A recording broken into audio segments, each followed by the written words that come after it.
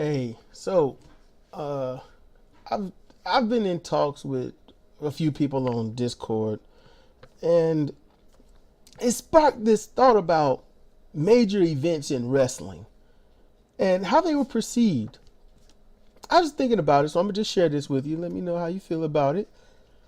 There's really no clear cut thing on this one. It's just it's kind of ramblings and whatnot, but you know, here's how this goes. So I remember hearing about WrestleMania. I wasn't able to get my first WrestleMania until WrestleMania 6. That was 4 hours. That was Ultimate Warrior versus Hulk Hogan. Everyone was hoping Ultimate Warrior would finally defeat Hulk Hogan. You know, first meeting, only meeting. But people were also like, we don't want Hogan to lose because we don't like change. You see, because if you saw Hulk Hogan your damn near whole life as champion. So when he wasn't champion, it seemed weird. So when Warrior did defeat Hogan, it was like, oh, this is, see, they talking to me. They talking to me. No, not the people in my head. They don't come out until after 6 p.m. But good grief, man, they are lighting me up. Um, all right. Let's see. So, okay, I'm just gonna this. I'm doing the thing with John Newby, and we're making an edit and stuff. So that's, and let's see. Here's 00. Um, eh, you know, eh. Okay, we were talking about certain things about wrestling and stuff. And he's talking, and Zero's his comment. I guess I'll elaborate later. I guess with my own thing instead. But he says I don't know why. Maybe because of the large following like WWE instead of true loyal fans. And that's a major thing. There are major loyal fans, but what are they loyal to? People become loyal to the tribalism of a company. They become loyal to the company because that's what they grew up with. For example, in gaming, I play Final Fantasy. I'm 14 right now. I played Final Fantasy 1 just to complete a game for my friends. I didn't have it, didn't know what it was about. I did it in 15 days. Final Fantasy 1, no cheat sheets or nothing. I just played the game, adventured, fought, won, get the game. I gave it back. I said, it's at the ending, just go in, beat the boss, But in case they didn't see it, I recorded on the VCR back then, and they was like, how did you do that? So wrestling events, WrestleMania 6 was the most major one, and I remember recording it. Me and my cousin went outside, played basketball for about 2 hours or so, came back, we thought it might be over. We was like, oh crap, it's still going. But wrestling events like that was, like, they were supposed to be the culmination of everything. From as soon as the event is over, you got all that year and the next until you get to the event. And it's not that everything leads up to that event per se, but there's so many storylines that go on through wrestling that there could be a history wanting to be revisited that could be used in that major event. Or sometimes those major events are used for major blow-offs where, and maybe I shouldn't have used that term, but where all storylines end and then you start something completely new. That's how that was. It took me a little bit to understand that as a kid. There was no Wikipedia for wrestling terminology and with things like that, but there were little patterns that I was noticing. I really wanted to understand wrestling. I wanted to just be a part of it somehow. So I don't know if any of you remember this, but first you got WrestleMania.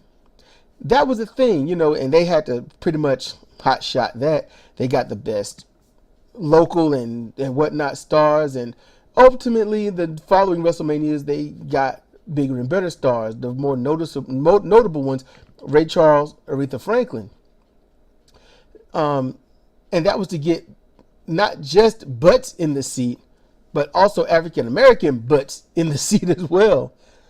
There were scrutinies going around at that time about wrestling being racist. So it was good to show, no, we are not. We include everyone. So you get black tag team champions, which at first kind of wasn't really heard of, black champions in general in any, Caucasian based wrestling promotion. It was not really heard of too much. Usually if you go to any wrestling promotion like the one Ole Anderson was promoting in the Bible Belt, all the black athletes lost. That's just how that was. They get beat up, they lose, and that's it. No one saw it as racist until I was listening to Rocky Johnson, not Rocky Johnson, Brickhouse Brown before his death. He was doing the shoot interview and he brought up this mayor's wife was asking like, why don't the black people get beat up and stuff? So it's stuff like that can promote companies to do better. But even in seeing that, you got WrestleManias and then you get WCW, Starrcade, with NWA, WCW, sort of a mixture at that time, but it was Starrcade. All kinds of stuff went on. And then to try to outdo WWF at the time, you get Clash of the Champions or Clash of Champions, which it got reverted to, which was basically pay-per-view based style wrestling and events, but for free on Turner Broadcasting system or station. It was one of them. I'm not sure what the S was standing for, but TBS, on the mothership, that, which to me was the best time at any point to watch wrestling, and I missed that. But those shows brought people in. People were into pro wrestling. They were into the heels, the faces. They were into wanting to see the bad guy get stomped on. They enjoyed the storylines building up to these things, and it was always great. But then something happened. Starrcade slowly went away as their storylines just became ludicrous. I mean, really ludicrous. And then things not making sense, like hay bale matches in the back of a semi truck, which was Dustin Runnels, Dustin Rhodes and somebody. I can't remember who he wrestled. I got that mess somewhere. And that wasn't a Starrcade. I think that was a Won't Bash at the Beach. I think it was Road Wild. I think it was one of them. Some weird. It just made not much sense. I'd rather see it in the ring. It's a lot of things like that took place. So they lost some revenue. And then when you try to bring in big names much later, like Hulk Hogan, it's not that it's a big name. It's not that you're paying them a lot of money. It's the deals that they want, like 25% of pay-per-view revenue.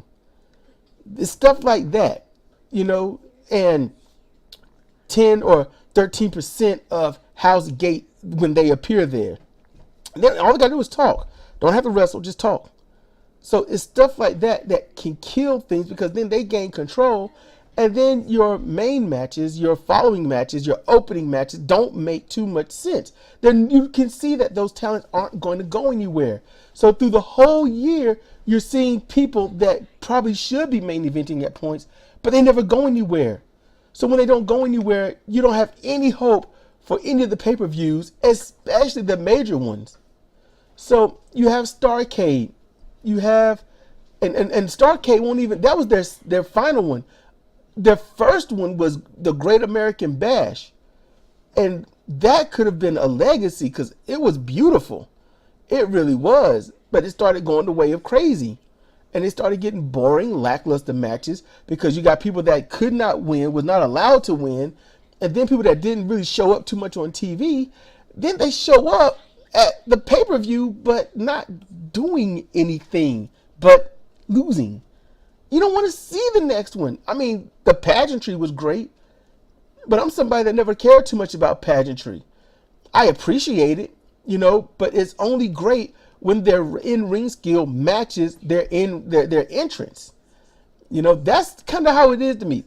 They both got a match. So you've got Starrcade, WrestleMania, Great American Bash, and then kind of nothing. For a bit, that was just how that was until territory started getting eaten alive. because a lot of people would go to the territories and then they would see the big promoters. So it was kind of a compare and contrast, and you don't get that anymore.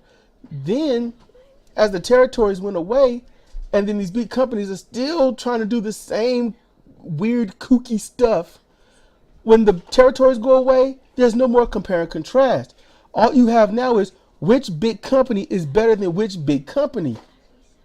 And so that's when you get the rise. You get ECW, and they have their November to Remember, and they have Heat Wave, and I think that's it. If there's more, if there's another major event that they have, you have to remind me because I just can't remember.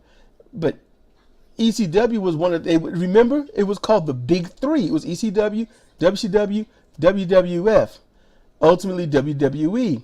ECW folds, WCW folds. All you got is WWE because they lost to the World Wildlife Federation. So that's all you got. No territories really. You got, just independent promotions, and everyone talked down about them. But then independent promotions trying to come up and be worth something where they are locally. They have their set venues. They have their set events. And the events eventually have their major events. The problem is when they lose revenue, they have to hotshot it. So when you have to hotshot it, you have to do crazy, kooky stuff. So when you do that and you keep doing that, what happens is people come to like it. And when you don't do it, they don't really want to watch. And then they say, oh, why don't this wrestler do this move? I want to see that move. They want to see. The fans only care to see all the best moves. They want to see just spot monkeys. That's all they want. And when that's what they ask for, the promotion, give it to them. You never just give children what they want. You have to nurture and guide the children. Not just say, oh, child, what do you want? I want candy. Then all you get is candy. Yay! All the candy, all the cake. Can I have this soda too? Sure. Have it. Drink it. And that's it. And anyone would say, if that's how you're going to be with your child, you're a horrible parent. You got to look out for your kid. Take care of your kid. Feed your kid good. Promoters are doing that with the public. The people out there are just kids. Now, I'm not talking because of their age. No, I'm talking about they're 30, 40, 50, and 60. They're still just kids. And they just want what they want. I want to see a fight. I want to see a good old fight. Get them out there in the ring and just knuckle up and throw down. If it ain't doing that, then ain't wrestling. It's boring and it's crap. Man, I don't want to see that. You know what I want to see? I want to see the high flyers. I want to see somebody jump off the rope with a double rotation moonsault or a 720 cannonball. I want to see some awesome stuff, man. I want to see them leaping off the rope, high pace, fast style wrestling. That's all I want because I need my ADD satisfied. That's it. They're not going to remember the whole match. They're just going to remember there were some awesome spots. I saw things that I liked. This person won. Now, if the person won is someone they like, then they'll be like, yes, that match was awesome. But if it's someone that they can't really get behind, they'll say it's boring and stupid. Therefore, the people in the ring, to satisfy some kids, just wasted their body, their time, and everything. That's the issue. That's a problem. So when you have that, when all the independent promotions start just giving the children what they want, the children start demanding of the big companies what they want.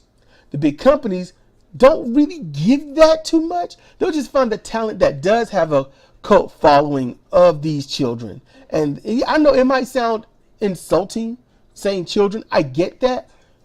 But you're going to have to give me a better term because people just want what they want. They don't think about the consequences. They don't think about what does this really mean? What am I really saying? What am I really wanting? They don't. They don't think about that. They just want to see what they want to see and move on. So, children, because that's it. My daughter does it. That's just how that go. I'm not saying it's acceptable. I'm not saying it's right. I'm not saying it's the best thing. But I'm saying I don't have anything better. Nothing better. So, help me out. Now, when the big companies, they just hire people like Ricochet. Ricochet, is he all right in the ring? For the most part, until his finisher. Will Ospreay, is all right. All right. He won't show me nothing. But these people came up and got mega popular because the fans said, I want the flippy floppy, fast paced, non-ending stuff, and I want to keep going, and I want you to do this at high heartbeat rate and throughout the whole match for 9 to 20 to 30 or 40 minutes. I've seen matches, independent promotions where they're doing this, and they are exhausted by that 12-minute mark. They were tired by the 8-minute mark. But then what happens when they have to take a break because they have exhausted themselves leaping and bounding and carrying and pulling and wrenching and holding themselves up and their opponent and doing all these combination and chain and stuff. They got to fall out, get a big move and fall out and just give it 5 or 10 seconds on the mat, breathing, getting the lactic acid off your muscles. Just get some air back in your damn body. And the fans chant boring. Or they boo. Get up. Get up. That's what they did. That sucks. You don't ever give children what they want. You give them what they need. And by not giving the children what they need and giving them what they want, now all of this stuff is spread into other areas. And it's spread into the big companies. Ain't but one big company in America right now. That's WWE. And they're hiring all the best talent, all the pop culture people. And they're going to make this soon they're going to make their rotation and get rid of a lot of wrestlers and hire a bunch of new ones again. When they talk about in WWE holding on to their spot, they're not talking about main event. They're talking about not getting released. That's what they're talking about. They don't want to give up their spot. In other words, they want to stay with the company, make that big money. That's what that is. So now, with all this fan want bleeding into the big companies, what had happened was, the fan bleeding into the big companies, this started, I think like 97 or whatnot, starting to do that stuff here and there and do all the crazy kooky stuff. And it's not just, Vince Russo played a major part in it. But he also did what Vince and others wouldn't do. Russo would listen to the fans and try to give the fans what they want because, drama. Russo was a fan writing the action, not a promoter or a wrestler that understands how the action should go. So at this point, the spoiled child became in charge of the household. That's what happened. Loosely, it became part of the household. And ever since then, WrestleManias, every year there was a report, no matter how big that WrestleMania was, the WrestleManias switched from long matches. WrestleMania is where you get your longest matches or your most epic matches. Over the years from 1997 all the way up to even now, 2019, as the wrestling slowly dropped off in terms of quality and competitors in the ring, as it dropped off, the pageantry picked up. More skits, more bits, more promos. That's what it was a slow, gradual change. So slow, you can't notice it until you're like, wait a minute, this sucks. Why is it like this? You'll probably remember back 5 years. That just might be it. You might get 5 years in your memory. It's all about when you see it, what you see. And that's what's happened. But what happened now? New Japan Pro Wrestling? I've always liked New Japan. All Japan at the time, Gaia and stuff. Right now they're Stardom. I wish I could see it, but they keep their shit under wraps. You can't just go somewhere and see it. Not that I've noticed. But New Japan, you know what they did? They always had epic, brutal matches. Wrestling matches.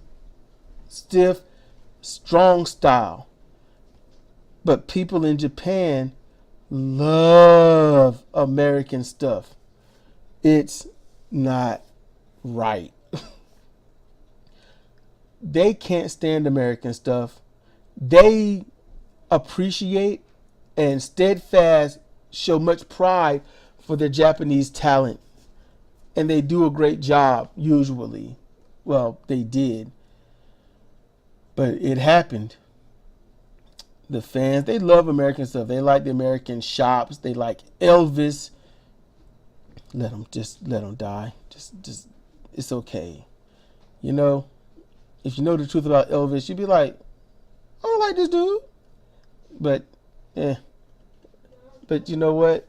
As much as the Japanese people love their native talent and whatnot, they started getting more American talent. Because American talent wasn't happy in the United States anyway. So what happened? New Japan started getting more American talent, and their G1s and their major events started having more American talent.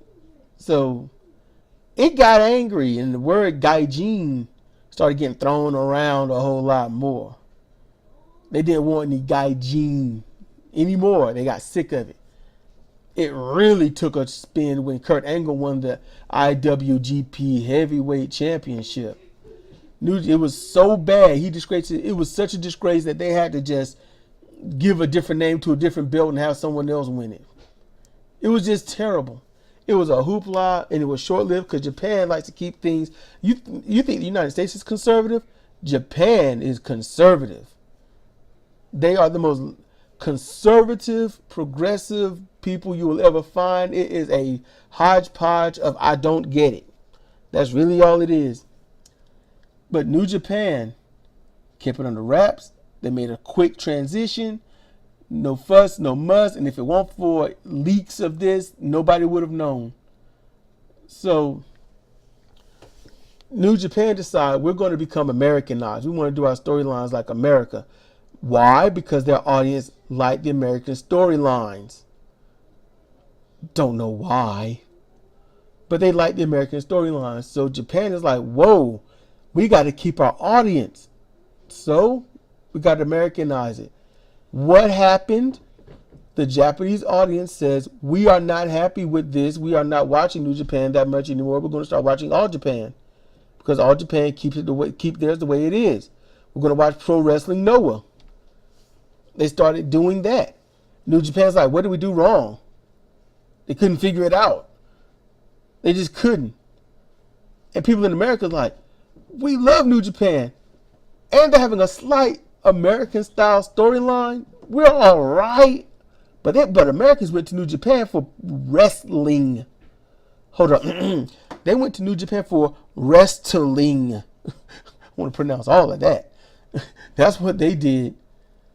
And now, with WrestleMania keep bombing worse and worse every year for the past 4 years, that's when people actually woke up to it, honestly. In New Japan, their Wrestle Kingdom was great, doing great. But in the past 2 years, it's gotten a little bit slack in work. You know, certain events, certain matches just didn't make sense. The way, it was just taken over by the fans. So you've got everyone in Japan saying, we want American stuff, but we don't want you to bring it here. And you got people in America saying, I wish you'd be more like New Japan, but we want to keep it American. And when you have the fans and the company equally trying to do things, it's not going to work. So the reason everything is kind of bad off, the way wrestling is, you know, is this little teetering that wrestling is doing is really on the edges. It's because you're listening to the fans instead of, you're listening to the children, the fans, and they're not doing what's best for wrestling. They're not keeping things under wraps. They're allowing their talent to do these matches, have these big events and things like that, and then go on YouTube or some podcast and spoil everything in that event. So everyone that thinks is going to ride to the next one, now wow, we were just playing and chilling. Yeah, we have a heated match and we showed that we didn't like each other. But then I'm gonna get on YouTube and talk about how, oh man, I thought you just broke your head open. I thought you just knew you was gonna be bleeding off the place. No, no, man, it was good. You're gonna see that stuff and it just ruins it. And it ruins it because now the big matches, people kind of want to see them, but they aren't invested in it. When you're invested emotionally into a match, you're usually going to remember that match. I wasn't emotionally invested in Warrior and Hogan's match.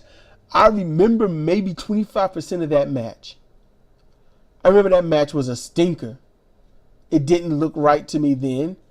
The finish looked terrible, the way Warrior barely got Hogan up. But it was a stinker. I remember a lot of Sting versus Flair. I remember Brian Pillman versus Flair. I was like, Pillman ain't winning this. Remember Scott Steiner versus Flair. Those are Clash of Champion matches. I remember Luger versus Sting. I remember Luger and Sting on their tag team tour. TV title, United States title. I remember Arn Anderson being the TV champion. He basically, if he wasn't TV champion, then something was wrong. That's how long he had it. Luger was United States champion. If he didn't have it, something just felt wrong. Ric Flair was the NWA heavyweight champion. If he didn't have it, something was wrong. The tag team titles that bounced between the Steiners, the Road Warriors, Doom. Who else? And they weren't the Brain Busters there. It was Arn and Tully Anderson, but it was also interchangeable with Arn and Ole. And I started watching as Ole was leaving. But those tag titles bounced around with in between epic tag teams. You remember that stuff. So when you get to Starrcade, you get to American Bash, these teams meet up. These individuals meet up for these title matches, and they're amazing. They always did good work. Even if the match was short, it was still good work. It was believable. Now, you have a hard-fought match. It's brutal, and the finish isn't even really sold well. So, it's hard for people to be fully invested in it. And you have to make them invested so that when you get to your major event, people want to care, and I'm speaking this on real because if it was Fire Pro, I'm like, you can't do that in Fire Pro. You can't manipulate things like that. It's impossible, so you just get what you can. But in real wrestling, you can do, 15 minutes and look good. You can do a lot. So, this is pretty much my memory and legacies of how these big companies came to blow up and then blow up. So that's my memory. That's my story. Let me know yours. Was that how it was? Does that seem how it is to you? That as New Japan adopted more of the American style, that their fan base decided to drop off a little bit. They're back now. I'm glad they're back, and I hope New Japan has learned some lessons. But it seemed like New Japan just lost a lot of their revenue when they tried to adopt an American style for a crowd that only liked to watch the American style in American stuff, not in New Japan stuff. In America right now, America's just so far behind. United States, that is just. They're trying New Japan stuff, but they do it stupidly.